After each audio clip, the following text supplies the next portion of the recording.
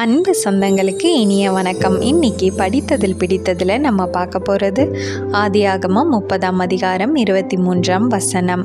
தேவன் என் நிந்தையை நீக்கிவிட்டார். வேதத்தில் நாம் காண்கிறோம், ராகேல் பிள்ளை இல்லாமல் மலடியாய் இருந்து அவள் மீது நிந்தையாய் இருந்தது. அப்படிப்பட்ட நிந்தையை தேவன் யோசேப்பை கொடுத்து நீக்கிவிட்டார். நீங்களும் இன்னைக்கு ஏதோ ஒரு நிந்தையினால் கஷ்டப்பட்டு கொண்டிருக்கலாம்.